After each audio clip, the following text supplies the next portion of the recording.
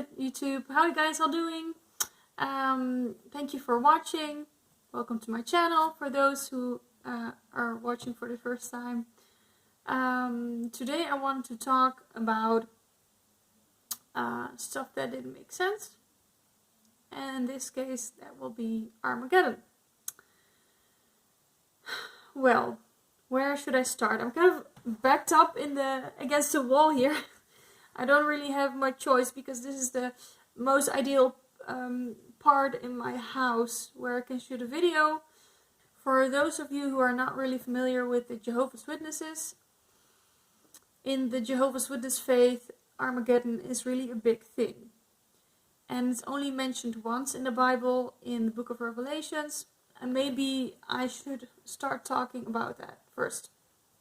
So the book of Revelations is the last book of the Bible. There's a lot of prophecies in that book, and the Jehovah's Witnesses believe that the book of Revelation contains prophecies that are yet to be fulfilled in our times. But there's some crazy stuff in there, okay? There's some crazy stuff out in there, and if you would read the whole book of Revelations, you would think that the writer was on acid the whole time he wrote this book, because there's some crazy stuff going on there with symbology. That's a word? I don't know. Numerology, like crazy animals, and so much crazy stuff in there. The Jehovah's Witnesses have their own interpretation for prophetic books and verses, also like Isaiah's prophecy and stuff. So Armageddon is being mentioned only once in the book of in the Bible. It says, and they gathered them together to the place which in Hebrew is called Armageddon or Armageddon or whatever. We don't know how the Hebrew sounded, right? So that's actually the only time it's being mentioned.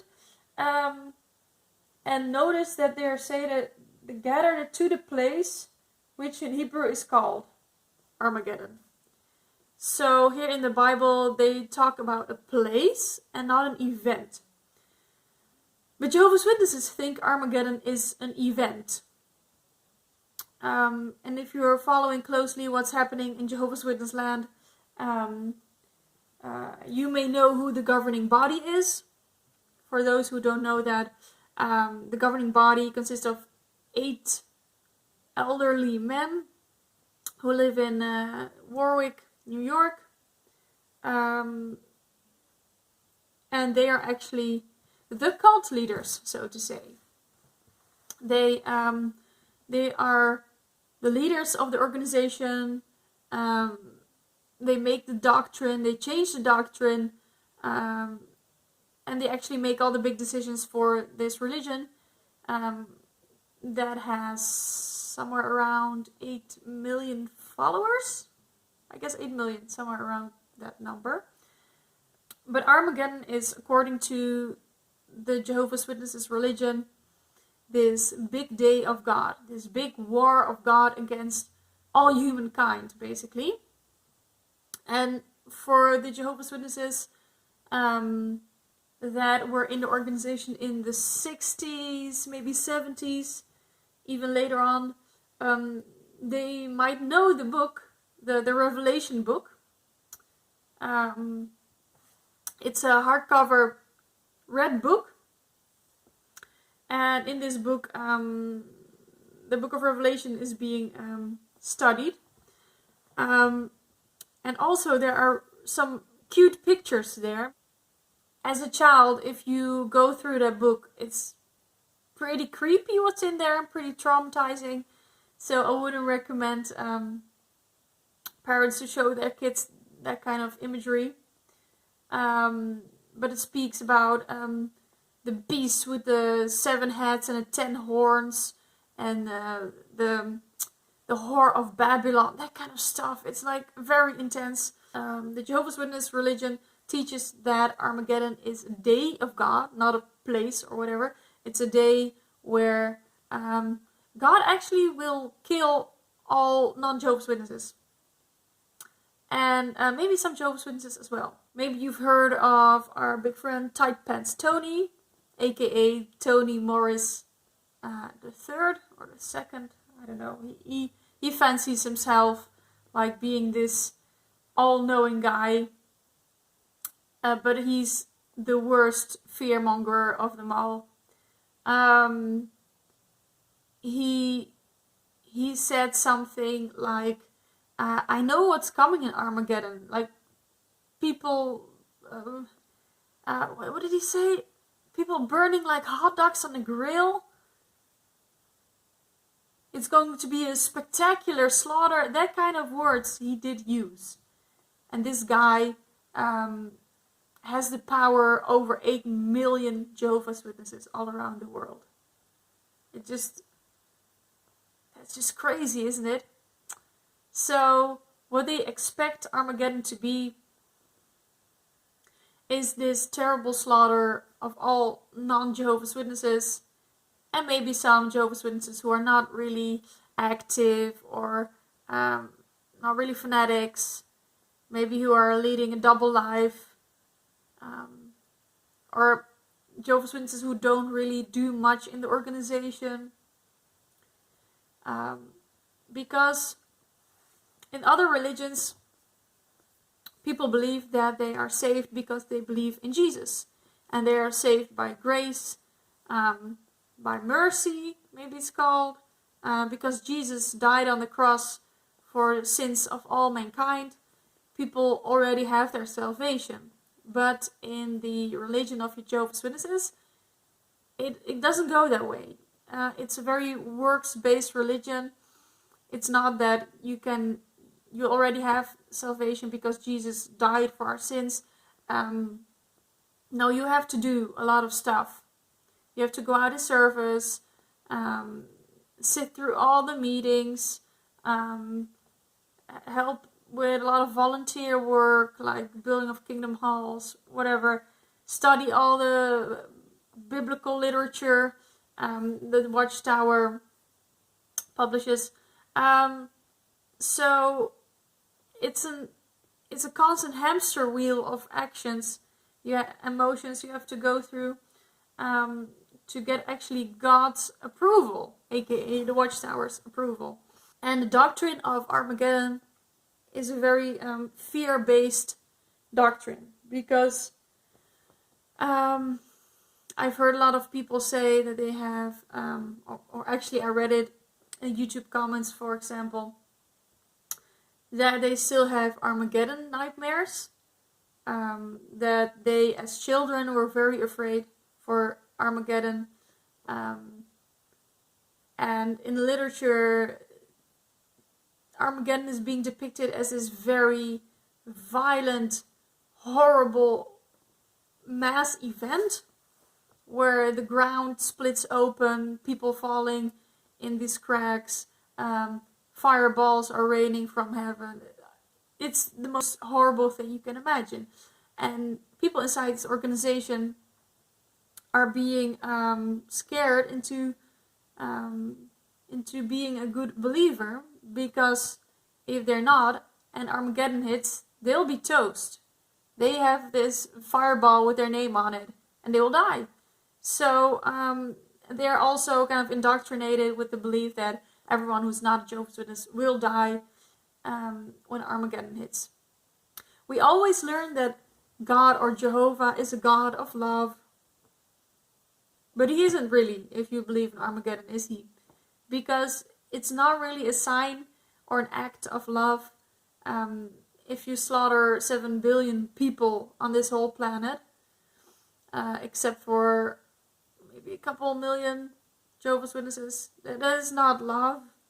I don't know if Armageddon is a thing in other religions or cults. I've never heard other religions talk about that. But the event of Armageddon is always depicted as this very violent situation. And if God would have wanted to destroy so much people, he has other means to do that? I mean, why destroy people by violence, by some occurrences of nature like hailstones and fire? Why would God not just snap his fingers and make people disappear in a non-painful way? Why is it needed to kill people in all kinds of horrible scenarios? Doesn't make sense, does it? And as a child, I really don't know if I was afraid for Armageddon.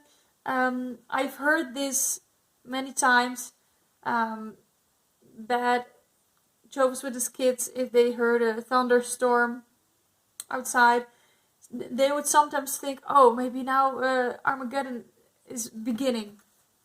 Armageddon has started.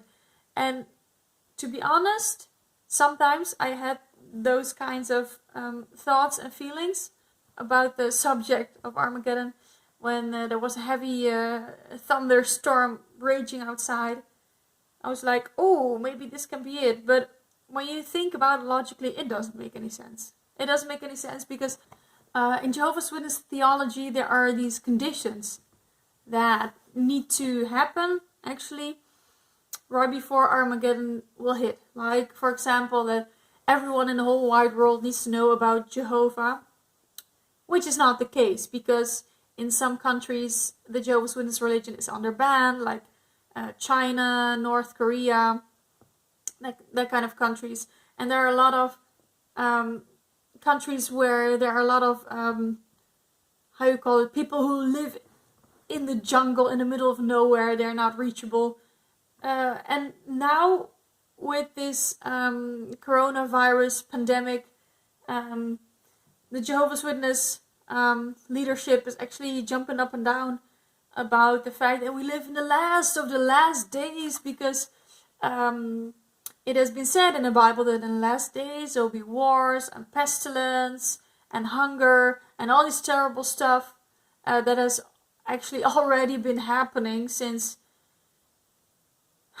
the beginning of time, really. When I was a child, or maybe when I was a teenager more likely, I always thought, well, what if Armageddon is real?